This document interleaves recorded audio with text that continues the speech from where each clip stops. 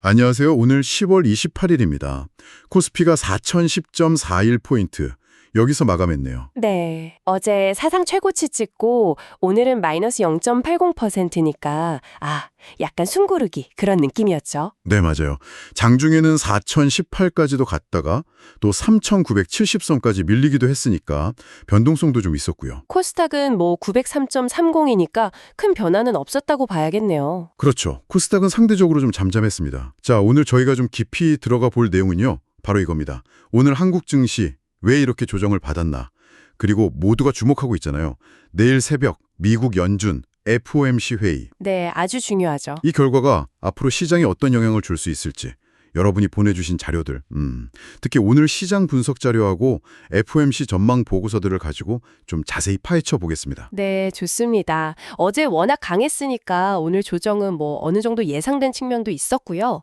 오늘 저희가 이 자료들을 통해서 오늘 시장 움직임의 진짜 의미를 좀 파악하고 또 FOMC라는 큰 이벤트가 뭘 의미하는지, 그래서 뭘 주목해야 하는지 그 핵심을 짚어보는 게 목표입니다. 복잡한 정보들 속에서 가장 중요한 맥락을 딱 찾아드리는 거죠. 네, 함께 찾아보시죠. 좋습니다. 그럼 오늘 시장 상황부터 다시 한번 정리해 볼까요?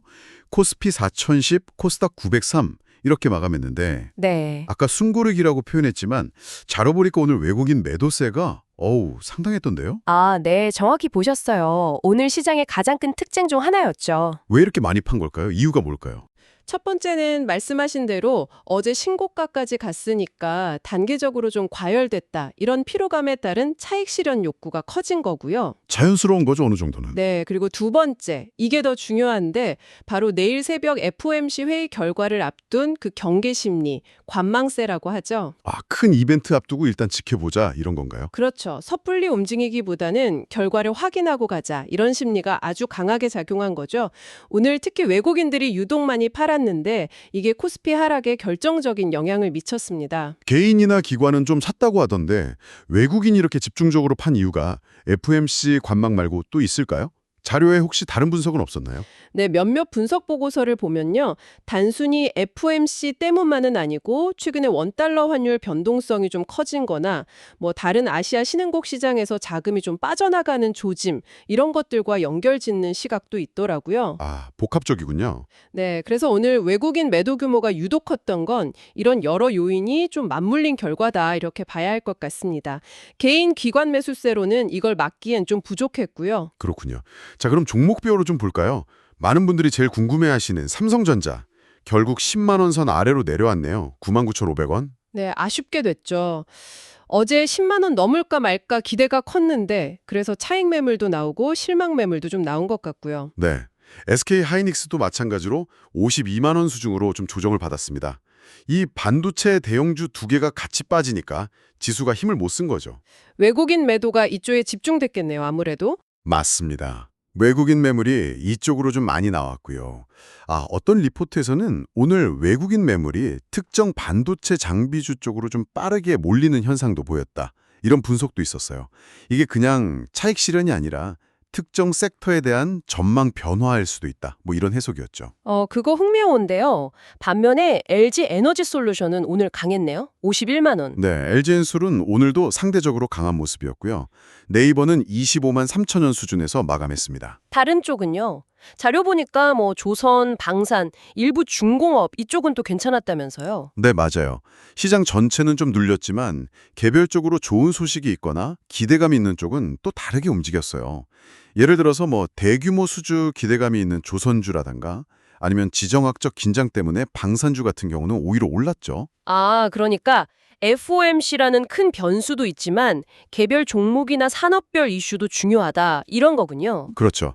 시장이 거시적인 것만 보는 게 아니라 미시적인 부분, 그러니까 개별 기업 펀더멘털이나 산업별 호재에도 계속 반응하고 있다는 증거죠. 알겠습니다. 그럼 오늘 시장 요약하자면 외국인 매도가 아주 두드러졌고 이게 삼성전자, 하이닉스 같은 반도체 주가를 끌어내리면서 지수 조정을 이끌었다. 하지만 LG엔솔 같은 2차 전지 일부나 또 개별 호재가 있는 조선, 방산 쪽은 괜찮았다. 이렇게 정리하면 될까요? 네, 정확합니다. 투자 주체로는 외국인 영향력이 아주 컸고 시장 내부적으로는 업종별, 종목별로 흐름이 확연히 갈렸다. 이렇게 볼 수 있겠습니다. 자, 그럼 이제 제일 중요한 얘기로 넘어가 보죠. 오늘 시장 움직임의 가장 큰 배경이라고 할 수 있는 미국 연준의 FOMC 회의입니다. 네, 드디어 올 것이 왔죠. 퍼센트포인트 내릴 가능성이 아주 높다고 본다면서요? 네, 거의 90% 이상 컨센서스는 금리 인하 쪽으로 완전히 기울어져 있습니다. 근데 재밌는 건 금리를 내리냐 마느냐 이 숫자 자체보다 오히려 연준이 발표하는 그 성명서 문구라던가 앞으로 어떻게 할지에 대한 안내, 가이던스라고 하죠. 네, 포워드 가이던스. 그게 우리 증시 같은 위험자산 시장 변동성에 훨씬 큰 영향을 준다는 거잖아요. 아까 어떤 분석가 코멘트 인용해 주셨는데 시장은 답을 아는 시험보다 출제자의 의도를 파악하는 데 더 집중한다. 딱 맞는 말 같아요. 네, 아주 적절한 비유입니다. 금리 0.25%포인트 인하는 이미 시장 가격의 상당 부분 반영이 되어 있다고 봐야 해요. 그러니까 이제 시장의 관심은 왜 내렸는가, 그리고 앞으로 또 내릴 것인가 여기에 쏠려 있는 거죠. 그 속마음을 알고 싶은 거군요. 그렇죠. 성명서에서 경제 상황을 진단하는 표현이 지난번이랑 어떻게 달라졌는지 단어 하나하나 뜯어보고요. 또 파월 의장이 기자회견에서 어떤 톤으로 얘기하는지 그 미묘한 뉘앙스에 따라서 시장 해석이 확 달라질 수 있습니다. 그리고 그 해석 결과가 결국 오늘처럼 외국인 자금 흐름, 즉 수급에 바로 영향을 미치게 되는 거고요. 바로 그겁니다. 핵심이에요. 만약에 연준이 시장 기대대로 금리 내리고 또 앞으로도 상황 봐서 더 완화할 수 있다. 이런 식의 좀 비둘기파적인 메시지를 내놓으면요. 비둘기파적? 네. 그러면 위험자산 선호 심리가 살아나면서 오늘 빠져나갔던 외국인 자금이 다시 들어올 수 있어요. 그럼 우리 증시가 반등할 힘을 얻겠죠. 반대로 만약에 금리는 내리는데 앞으로는 좀 신중해야겠다 이런 식으로 나오면요. 아, 그러면 이제 실망 매물이 나올 수 있죠. 예상보다 좀 매파적이다 이렇게 받아들여지면 외국인 매도가 이어지면서 추가 하락 압력으로 작용할 수 있습니다. 그래서 오늘 외국인들이 많이 팔았는데 내일 연준 발표 이후에 이 흐름이 멈출지 아니면 더 강해질지가 단기 방향성을 가르는 아주 중요한 키가 될 겁니다. 정말 중요한 분기점이네요. 자, 그럼 이 FOMC 결과를 둘러싼 여러 시나리오들을 좀 더 구체적으로 한번 살펴볼 필요가 있겠어요. 자료들을 쭉 보니까 역시 가장 가능성 높은 시나리오는 시장 기대에 부응하는 쪽이겠죠? 네, 맞습니다. 첫 번째 시나리오, 확률이 제일 높다고 보는 건 0.25%포인트 금리 인하, 그리고 추가 완화 기대감 유지 이거죠? 예상대로 딱 나오는 거네요. 네, 금리 내리고 성명서나 기자회견에서도 경제지표 보면서 필요하면 추가 조치할 거다 이런 식으로 좀 유연한 입장을 보여주는 경우입니다. 이 경우에는 우리 시장 좀 안심하고 오를 수 있을까요? 안돌 랠리 같은 거요? 그럴 가능성이 높다고 봅니다. 일단 불확실성이 하나 해소되는 거니까 투자 심리가 좋아질 거고요. 특히 외국인 매수가 들어올 가능성이 커지죠. 그럼 코스피 지수는 단기적으로 반등을 시도할 걸로 예상되고요. 이런 분위기에서는 보통 글로벌 경기에 민감한 반도체나 자동차 같은 수출주 아니면 금리가 내려갈 때 유리한 성장주들 있잖아요. 인터넷이나 바이오 같은 섹터가 상대적으로 더 좋을 수 있습니다. 근데 아까 잠깐 언급하셨지만 자료 중에는 이렇게 긍정적인 결과가 나와도 파월 의장의 발언 톤이나 뉘앙스에 따라서 시장 반응이 좀 제한적일 수도 있다. 이런 지적도 있었어요. 네, 그게 또 중요한 포인트인데요. 금리 인하를 했는데 그 배경 설명이나 앞으로 전망에 대해서 파월 의장이 얼마나 자신감 있게 말하느냐 아니면 좀 조심스러워하느냐 여기에 따라서 시장이 받아들이는 게 다를 수 있다는 거예요. 아, 그냥 데이터 보고 결정하겠다. 이런 원론적인 얘기만 반복하면. 그렇죠. 추가 완화에 대해서 뭔가 확실한 신호를 안 주면 금리를 내렸음에도 불구하고 시장이 일단 내리긴 했는데 다음은 잘 모르겠네. 이렇게 생각할 수 있다는 거죠. 그러면 환호성이 기대만큼 크지 않을 수도 있습니다. 알겠습니다. 그럼 두 번째 시나리오. 금리는 내리는데 연준이 앞으로 추가 인하에 대해서는 좀 선을 긋거나 상당히 신중한 입장. 이건 어떻게 봐야 할까요? 이 경우가 좀 애매할 수 있는데요. 시장이 좀 혼란스러워할 수 있어요. 금리 인하 자체는 나쁘지 않은데 앞으로 어떻게 될지 모르겠다는 불확실성이 커지니까요. 그럼 주가가 막 오락가락하겠네요. 네, 단기적으로 변동성이 커질 가능성이 높습니다. 주가가 올랐다 내렸다 하면서 방향을 못 잡는 거죠. 투자자들은 성명서 문구 하나하나, 파월 의장 발언 한마디 한마디를 막 분석하면서 의미를 찾으려고 할 거고요. 그 해석에 따라서 매수, 매도가 엇갈리면서 장중에 뚜렷한 방향 없이 등락을 반복할 수 있습니다. 코스피가 잠깐 반등하는 척하다가 다시 관망세로 돌아설 수도 있고요. 그야말로 시장 참여자들의 독해력, 시험대가 되겠네요. 연준이 던진 미묘한 메시지를 어떻게 읽어내느냐가 관건이군요. 네, 맞습니다. 이때는 정말 연준의 그 커뮤니케이션 방식하고 시장의 해석 능력이 부딪히면서 변동성을 키울 수 있습니다. 자, 마지막 시나리오입니다. 가능성은 아주 낮다고들 하지만 만약에 시장 예상을 완전히 깨고 금리를 동결한다거나 아니면 오히려 좀 매파적인 발언을 한다거나 이런 서프라이즈가 혹시라도 나온다면요. 일부 자료에는 이런 꼬리위움, 테일릭스 시나리오도 언급이 돼 있긴 하더라고요. 네, 뭐 확률은 정말 낮게 보지만 만에 하나 이런 일이 벌어진다면 이건 뭐 글로벌 금융시장 전체에 엄청난 충격을 줄 수 있습니다. 쇼크 수준이겠네요. 그렇죠. 위험 자산은 그냥 다 던지는 투매 현상이 나타날 수 있고요. 안전 자산으로 돈이 확 몰리는 거죠. 아시아 증시 전체가 급락하고 당연히 우리 증시도 피하기 어려울 겁니다. 외국인 자금은 더 빠르게 빠져나갈 거고요. 환율은 그럼 어떻게 되나요? 당연히 달러 가치는 폭등하고 원화 가치는 폭락하겠죠. 환율이 급등할 가능성이 매우 높습니다. 원화가 약해지면 수출 기업 가격 경쟁력에는 뭐 이론적으로는 도움이 될 수도 있겠지만 그거보다는 외국인 자금 유출이 더 빨라지고 금융시장 전체가 불안해지는 부정적인 영향이 훨씬 클 겁니다. 근데 다시 한번 말씀드리지만 현재 시장 분위기나 연준이 그동안 해온 얘기들을 보면 이 시나리오 가능성은 아주 낮다고 봐야 합니다. 네, 알겠습니다. 시나리오별로 아주 명쾌하게 정리를 해주셨네요. 감사합니다. 자, 그럼 이 시나리오들을 염두에 두고 당장 내일이죠. 10월 29일 시장을 볼 때 지금 듣고 계신 여러분은 구체적으로 뭘 봐야 할까요? 어떤 걸 통해서 시장 방향을 좀 가늠해 볼 수 있을지 실전 포인트를 짚어주시죠. 네, 몇 가지 실전에서 주목해야 할 관전 포인트를 말씀드릴게요. 우선 오늘 크게 빠졌던 종목들, 바로 삼성전자하고 SK하이닉스입니다. 역시 반도체군요. 네, 이 종목의 주가 흐름, 그리고 여기에 외국인 수급이 어떻게 붙는지를 가장 먼저 봐야 합니다. FOMC 결과가 좋게 나오면 이쪽으로 외국인 매수가 들어오면서 지수 반등을 이끌 가능성이 크고요. 반대면 주가 하락 압력을 받을 수 있겠죠. 변동성이 클 수 있으니 좀 유의하셔야 하고요. 오늘 잘 버텼던 LG에너지솔루션 같은 2차전지나 아니면 강했던 조선, 방산 이쪽은 어떻게 봐요? 만약에 FOMC 결과 위험을 선호하는 심리가 살아난다면 성장주 성격이 있는 2차 전지 쪽은 추가 상승 동력을 얻을 수 있습니다. 오늘 강세 흐름을 내일도 이어갈지 주목해야 하고요. 조선이나 방산처럼 개별 이슈로 움직였던 종목들은 FOMC 영향에서 조금 벗어나서 자기 갈 길을 갈 수도 있지만 그래도 시장 전체 분위기가 좋아지면 당연히 긍정적인 영향을 받겠죠. 결국 핵심은 이겁니다.